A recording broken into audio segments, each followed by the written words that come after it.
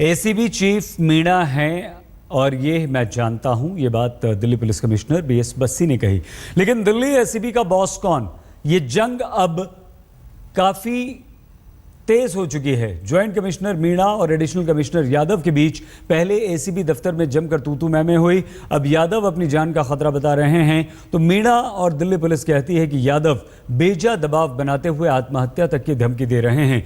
राजनीति का अखाड़ा बन चुका एसीबी और एसीबी में यादव और मीणा दोनों ही अपने अपने राजनीतिक आकाओं को खुश करने में अब जुटे हैं।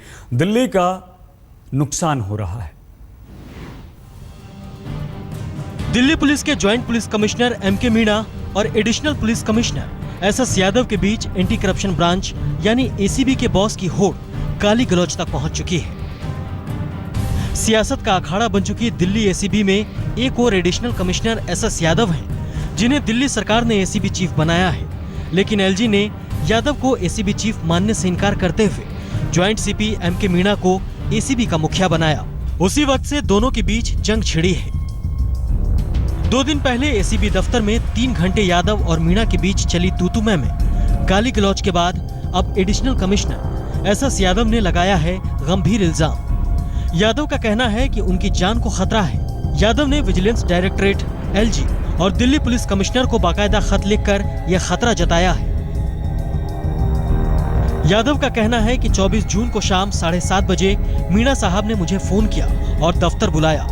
दफ्तर पहुंचने पर मीणा साहब ने मुझसे एफआईआर का रजिस्टर मांगा। वो एफआईआर रजिस्टर दफ्तर से बाहर ले जाना चाहते थे। मैंने ऐसा करने से मना किया और कहा कि यह गलत है। इस पर मुझे और एसएचओ समेत कुछ इंस्पेक्टरों को रात 11 बजे तक दफ्तर में रोका गया और परेशान किया गया। मुझसे कहा गया कि तुम्हारी नौकरी खराब हो जाएगी। मुझे डराया भी गया और जान का भी खतरा है। एडिशनल कमिश्नर यादव ने विजिलेंस को भी यह खत भेजा है और ज्वाइंट कमिश्नर से अपनी जान का खतरा बताते हुए ये भी अंदेशा जताया है कि नॉर्थ दिल्ली की पुलिस से मिलकर उन्हें दफ्तर से भी निकाला जा सकता है। उनके दफ्तर को ताला भी लगाया जा सकता है। एडिशनल कमिश्नर यादव जिस एफआईआर रजिस्टर यानी रोजनामचे की बात कर रहे हैं, वही इस ताजा विवाद की जड़ है। सूत्रों के मुताबिक एमके मीणा के खिलाफ दिल्ली पुलिस के एक रिटायर्ड कांस्टेबल ने एफआईआर दर्ज करने की गुजारिश की है। मीणा के खिलाफ 20 लाख का पर्दा घोटाले की शिकायत है। यादव का आरोप है कि मीणा रोजनामचे को अपने कब्जे में लेना चाहते थे। लेकिन मीणा समेत दिल्ली पुलिस का कहना है कि यादव के आरोप झूठे हैं। उल्टे यादव ने मीणा और दिल्ली के पुलिस कमिश्नर को गालियां दी। एसीबी चीफ एमके मीणा और एडिशनल कमिश्नर एसएस यादव के बीच विवाद थमने का नाम नहीं ले रहा है। एक तरफ जहां एमके मीणा ने एडिशनल कमिश्नर एसएस यादव पर तमाम आरोप लगाए हैं, वहीं दूसरी तरफ एसएस यादव ने भी इन आरोपों को खारिज किया है। ऐसे में कौन झूठ और कौन सच बोल रहा है, ये तो आने वाले समय में ही पता चल पाएगा। दिल्ली पुलिस ने मीणा और यादव के बीच हुए इस विवाद की पूरी रिपोर्ट तलब की है। विजिलेंस के उस आदेश को भी निरस्त करने की मांग दिल्ली पुलिस एलजी से करेगी, जिसमें यादव को एसीबी का मुखिया मानते हुए कई निर्देश दिए गए हैं। इस पूरे मामले में ज्वाइंट सीपी मीणा ने एलजी से मिलकर उन्हें पूरे मामले की जानकारी दी। ये मुलाकात करीब आधे घंटे तक चली।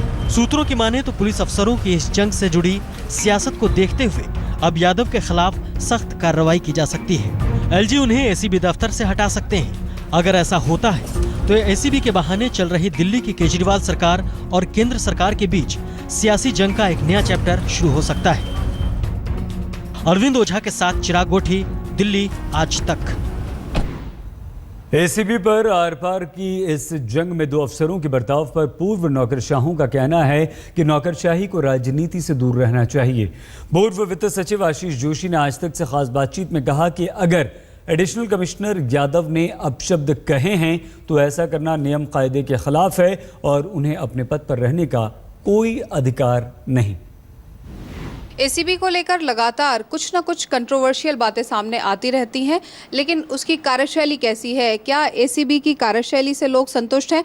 हमारे साथ आशीष जी मौजूद हैं। आशीष जोशी जो खुद मेंबर सेक्रेटरी रह चुके हैं दिल्ली सरकार में, दिल्ली डॉयलग कमीशन में, और उसके बाद सरकार के साथ कुछ टसल हुआ और उसके बाद उनको बाहर भी कर दिया गया।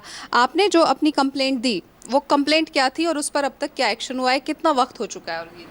देखिए, ये 15 जून को मैंने ये कंप्लेंट दी थी और कई ऑफिसर्स दिल्ली सरकार के जो खुश नहीं थे जिस तरह से मुझे एब्रप्टली रिमूव किया गया, तो काफ़ी इन्फॉर्मेशन आया। 1 महीने से मैं कलेक्ट करके वेरीफाई करके मैंने एसीबी को कंप्लेंट दी 15 तारीख को। और बड़ी दुख की बात है कि मिस्टर केजरीवाल जो करप्शन के ख़िलाफ़ आवाज़ उठाने की बात करते हैं कि आज करीब 12 दिन हो गए हैं और मुझे जो जानकारी है, जो मेरी कंप्लेंट थी, वो अभी तक मिस्टर यादव के पास ही है और उस पर कोई कार्रवाई नहीं हुई है।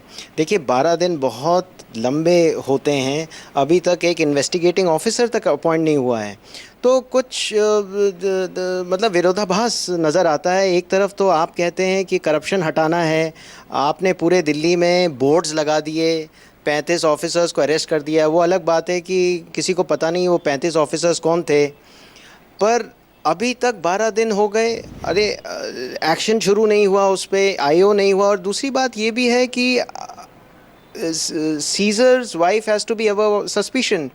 जब आपके खुद ही सचिव इस तरह की चीज़ कर रहे हैं कि आफ्टर ऑल मैं भी एक जॉइंट सेक्रेटरी लेवल ऑफिसर हूँ, कुछ लिखा है, उसके बाद भी आप उनको कंटिन्यू कराते हैं, ठीक है, पर आप इतना तो कह सकते थे कि भाई इसको जल्दी से जल्दी आप इंक्वायरी करें ताकि पता तो चले कि क्या सही है क्या गलत है। इसका मतलब अगर करप्शन के केसेस कुछ अगर केजरीवाल उनकी पार्टी से जुड़े कार्यकर्ता या उनके पीए पे लगाए जाएंगे तो आपको लग रहा है कि न्याय नहीं मिलेगा? देखिए, मैं ये कह सकता हूँ, जिस दिन मैं 15 जून को जब गया तो मैं तो 9:15 के करीब वहाँ पहुँच गया था। मैंने अपनी कंप्लेंट दी, डायराइज़ की। उसके बाद जो हेड हैं एसीबी के मिस्टर मीना आए। उसके बाद मुझको जो एडिशनल सीपी एसएस यादव और ईश्वर सिंह डीसीपी सबको बुलाया गया, कमरे में थे, तो कंप्लेंट की बात हुई कि कहा गया कि मैंने कंप्लेंट दी है। तो मुझे बड़ा ताज्जुब हुआ, दुख भी हुआ कि एक आईपीएस ऑफिसर हैं एसएस यादव, उन्होंने साफ मेरे को साफ कहा, और उसमें विटनेस हैं ईश्वर सिंह जी और मिस्टर मीना, कि आई विल गो स्लो। तब मैंने उनको रिप्रीमेंड किया। देखिए, मैं यहाँ एक कंप्लेनेंट के हैसियत से आया हूँ, वो अलग बात है कि मैं सीनियर हूँ आपसे और जॉइंट सेक्रेटरी लेवल हूँ, पर आप एक कंप्लेनेंट को ये नहीं कह सकते हैं कि आई विल गो स्लो।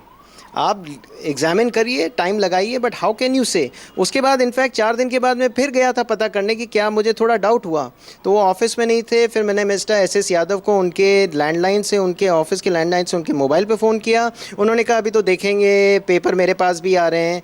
तो उससे मुझे लगा कि कुछ स्लो जिसे कहते हैं।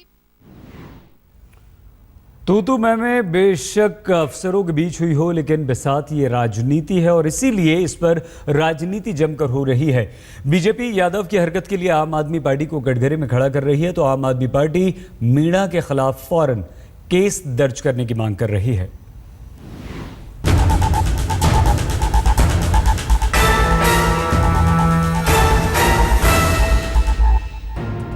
गाली गलौज बेशक दिल्ली एसीबी के 2 अफसरों के बीच हुई, लेकिन बिसात तो सियासत ने बिछाई है। असल निशाने पर दिल्ली और केंद्र सरकार है, लिहाजा मीणा और यादव की ये जंग भी असल में मोदी और केजरीवाल के बीच जंग के तौर पर ही देखी जा रही है। बीजेपी का कहना है कि एडिशनल कमिश्नर यादव एसीबी मुखिया नहीं है और नौकरशाही के आला पायदान पर बैठकर भी आम आदमी पार्टी के वॉलंटियर जैसा काम कर रहे हैं। हमारा इतना कहना है कि एसीबी का राजनीतिकरण कर दिया है सरकार ने, और जिस तरह के विवाद सरकार खुद खड़े कर रही है, उससे तो साफ लगता है कि वहां पर बिठाए हुए अधिकारी हैं या आम आदमी पार्टी के कार्यकर्ता। बीजेपी के आरोपों पर आम आदमी पार्टी ने भी पलटवार किया। पार्टी प्रवक्ता आशुतोष ने फौरन ज्वाइंट सीपी एमके मीणा पर केस दर्ज करने की मांग की है। आशुतोष ने ट्वीट कर कहा है कि दिल्ली पुलिस कमिश्नर को ज्वाइंट सीपी मुकेश कुमार मीणा के खिलाफ क्रिमिनल केस दर्ज करना चाहिए, क्योंकि मीणा ने एसीबी चीफ एसएस यादव को जान से मारने की धमकी दी है। मुझे उम्मीद है कि एसएस यादव की पुलिस कमिश्नर और एलजी की दी गई लिखित शिकायत पर कानून के मुताबिक निष्पक्ष कार्रवाई होगी।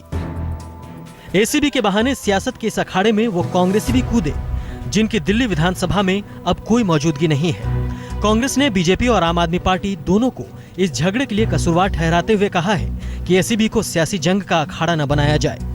बड़ी हैरानी की बात है, ये एक ऐसी सरकार है जिसके 2 तो होम सेक्रेटरी हैं, 2 सेक्रेटरी सर्विसेज हैं।